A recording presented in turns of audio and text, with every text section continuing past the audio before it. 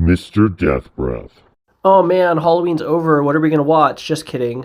Time for a palate cleanser. No more of the Michael Myers and the Halloweens. Let's do something different, something new, something I like, something you might enjoy. Let's do it. It follows. Basically, it's a ghost STD. Oh my gosh, that is so stupid, Mr. Death Breath. It really is the dumbest premise ever. But where it gets you is a psychological element. So essentially, it gets passed through sex, and it's a curse. And what happens is this thing will follow you. It looks like people you know. It'll pretend to be people you know. It'll come at you at any point. You don't know when, but it'll always be coming after you. It'll never stop. It's like life, man. It just keeps coming, and it just keeps coming, and it doesn't stop. Except it kills you at the end. I guess life does too, so it's the same. But it's really clever, really well done. You'll have someone going, oh my gosh, you see that guy in a pink fedora and a yellow dress? Someone's like, what? And the person goes, oh, and they start running. That's basically It Follows. It's really scary. It has a really bleak ending. It really gets in your head. It's psychological. It's awesome. You should watch it. Or not. I really don't care. Anyway, next movie!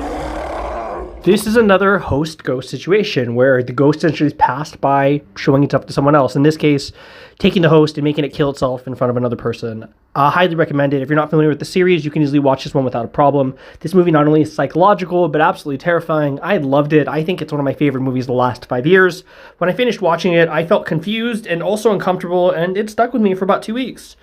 I still need an excuse to see it again, but I also don't want to pay $13 a ticket. But I'm really tempted. If you're curious about this movie and you need a palate cleanser over the typical trappings of the typical movies, this is one I recommend. Silent Hill, the movie, the first one, not the horrible second one. So a mother takes her daughter who is dying to Silent Hill. She keeps dreaming of Silent Hill. She goes there. She ends up losing her kid, and then she's in this terrifying place with Clive Barker-inspired monsters and endless fog, and there's a story to be uncovered. This movie's just a weird movie, man. If you're familiar with the games, you'll appreciate it. If you're not, you'll watch this movie and go, what the frick am I watching? It is absolutely bananas. It is so weird. It is so wonderful. Every frame is incredible. While the story does get convoluted because there's a greater arching story, it's still definitely a must-see. If you don't like it, you'll definitely be happy you experienced it. It's something to behold. Identity with John Cusack, Amanda Peet, and the late, great Ray Liotta. The premise is simple. People end up being at a motor lodge, a cop with a prisoner, a hooker, a security guard to a famous person, a random couple that's injured, and basically they all start dying one by one. Oh no, Mr. Deathbreath, I heard this premise. You have, but you haven't. Trust me. It's one of those movies that was early 2000s, highly stylized, great actors, good story, and I will tell you one thing. This is a movie you want to watch at least once. I promise you. It is so well written and so entertaining, and it'll have you guessing, and I can't really say much more about it, but I will tell you this is one of the best palate cleansers you can have. It is a slasher-ish film, but it's not a slasher movie. Does that make sense?